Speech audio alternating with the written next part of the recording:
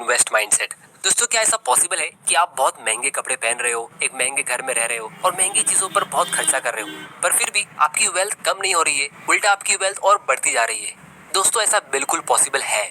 आज से 5000 साल पहले बेबीलोन नाम के एक शहर में अरकद नाम का एक आदमी बहुत ही अमीर था। उसके पास अमीर इंसान जैसे अच्छे कपड़े, अच्छा खाना, महंगी चीजें थी और वो अपनी फैमिली पे अच्छे से स्पेंड करता था।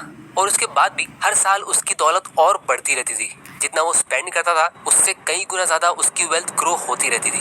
अब दोस्तों, आपके मन में ये सवाल जरूर आ रहा होगा कि वो आखिर ऐसा करता क्या था।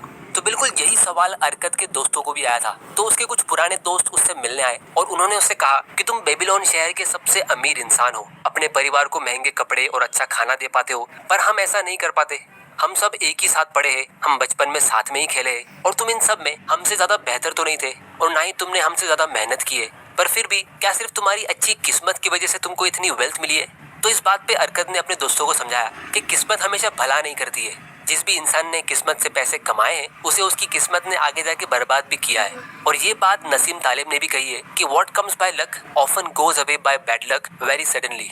यानी जो चीज अच्छी किस्मत से आती है, जैसे कुछ लोगों की करोड़ों की लॉटरी लगती है, तो वो बहुत जल्द बुरी किस्मत से चली भी जाती है, उतनी ही स्पीड में जितनी स्पीड में वो पैसे आते हैं। और इसका प्रूफ आपको कई सारे लॉटरी विनर्स की लाइफ को देख के मिल जाएगा कि 70% लॉटरी विनर्स 10 साल के अंदर ही अपना सारा पैसा बर्बाद कर देते हैं। मतलब उनकी करोड़ों की लॉटरी लगने के बाद भी वो 5 से 10 साल में वहीं आ जाते जहाँ वो पहले होते। तो अरकत उन लोगों को अपनी कहानी सुनाता है कि उसकी कोई किस्मत नहीं चमकी है, उसने अपनी मेहनत से अपनी वेल्थ बिल्ड की है। और इसकी शुरुआत तब हुई थी जब बहुत साल पहले उसकी मुलाकात एक मनी लेंडर यानी साहूकार से हुई जिसका नाम अलगमिश था। तो सबसे पहले अलगमिश ने अरकत को पैसे के बारे में एक बहुत ही इंपॉर्टेंट रूल सिखाया। उसने कहा कि every gold piece you save is a slave to work for you, every copper it earns is its child that also earn for you. If you would become wealthy, then what you save must earn, and its children must earn, that all may help to give you the abundance you crave. तो इसका simple language में मतलब ये है कि हर एक रुपया जो आप सेव करके